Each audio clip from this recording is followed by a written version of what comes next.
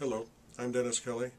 I just wanted to talk to you a little bit about negotiations and sitting down with the district. February 10th, we actually sat down, our bargaining team and their bargaining team, and talked about the impending fiscal crisis. They brought in their budget director and he talked for 5 hours while we peppered him with questions. And he talked to us about what he thought was the basis of the $113 million deficit that they say we are in, and also some of the things he thought that should be done to get us out of it. Not things that involved our contracts, but other things more generally. I wanted you to know that there will not be another bargaining session until the 23rd. We certainly are not in a position where we're ready to talk about any serious cuts at this time. As much as some people want us to rush into it, it simply isn't working out that way. All of this is going to be in our Table Talk publication that we send several copies into the schools for posting.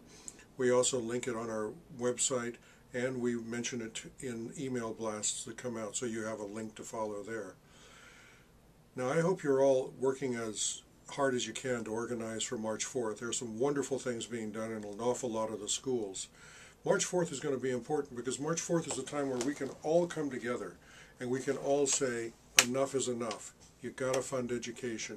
You've got to fund public services. This is not the way to run the state. We don't want cuts. We don't want layoffs. We simply want to serve the people that we've been put here to serve. I hope that you'll listen now to the words of Nicole Abreu-Shepard, an elementary teacher from Buena Vista. She spoke at the Board of Education in late January about the issues that are involved in all this, and I think that she spoke from her heart, and I think she said things that we all really feel. So please, listen to Nicole now.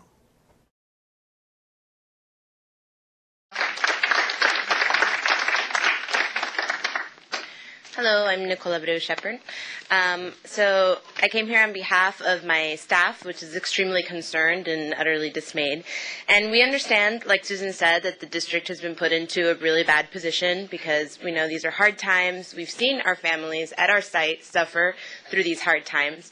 I'm the building rep for Buena Vista, and I went to the assembly meeting on Wednesday, listened with an open mind to what Mr. Garcia had to say, and I actually went to my site ready to make the case about hard times and pitching in. But as I was talking to my colleagues, they had a lot of questions, and despite my copious note-taking, I was really embarrassed to say that I could not answer them.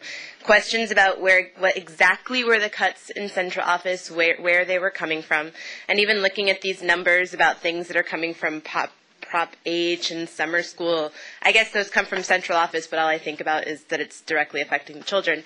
And they were really different from all of these contracts under the labor part that seem to be detailed with painstaking precision. So we call on the Board of Education and the superintendent just to do everything you can to make the cuts as far away from the classroom. And this really means demonstrating in detail with numbers where the cuts are going to be made on the administrative end. And we really need this to be done completely transparently before we can even consider, as the labor contract, as the bargaining team, what we can give up as teachers and paras. Because the proposed cuts really would just have a devastating effect on my students and students throughout the district. Buena Vista is an East Side school with a diverse population, laying off teachers, raising class sizes, kids who are trying to learn 2 languages, just making further cuts. It just will devastate our school and only make it more difficult to close the achievement gap, which is our constant goal and our constant struggle.